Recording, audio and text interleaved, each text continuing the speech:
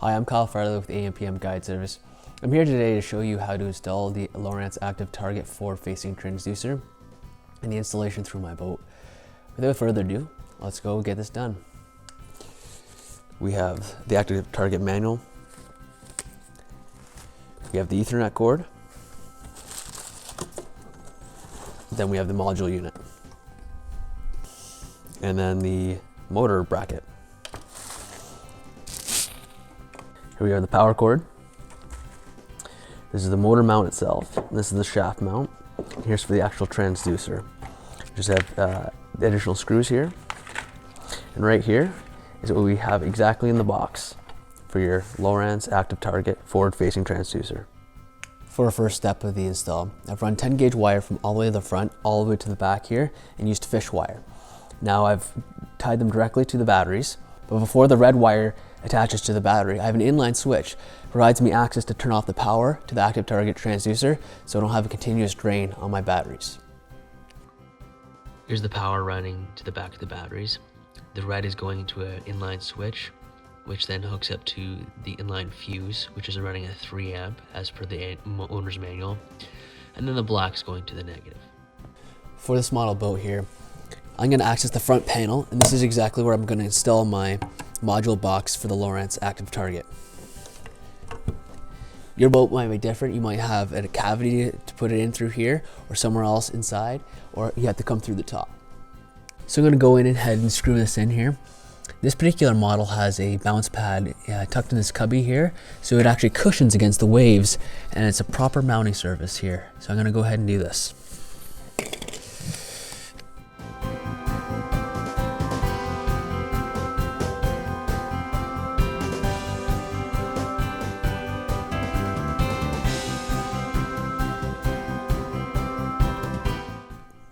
Alright, here is where the active target module is installed.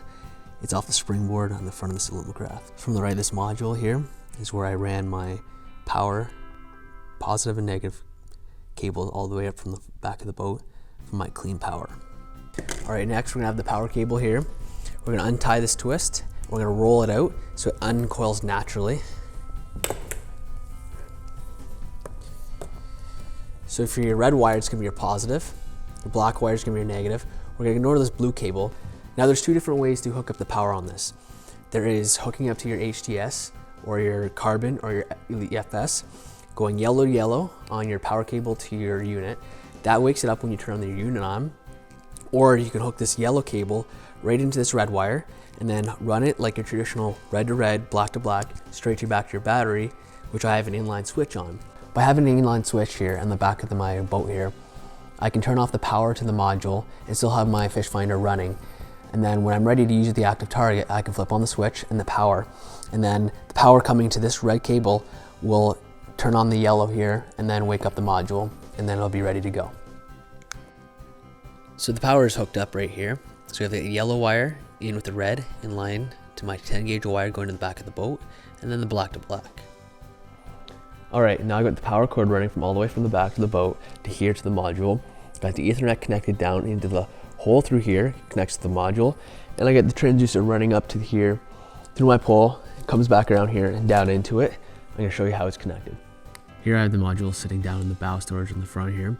Ethernet's in the center, connects up to the front top of the fish finder. The power cord's on the right, and the transducer for the active target's on the left. Try not to put any strain on your cords and have them come straight out. I've got each cord from the Ethernet on the right and the active target transducer cord on the left tucked away and all neatly coiled away. My active target Ethernet cord here is coming up here, and then I'm going to be running my active target transducer cord all the way to the pole. Here's the rest of the installation. I've got to take my active target transducer, mount the bracket right to the end of the pole here, and then I'm going to zip tie in through here and then leave some slack so I can retrieve my pole all the way up and then bring it back.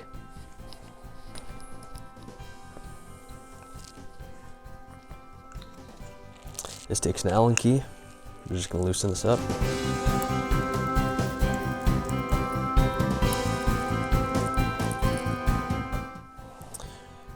So we've got the active target bracket here all loosened up. Now we're going to mount it on here. This rubber sheathing that's inside is going to help it stay in place.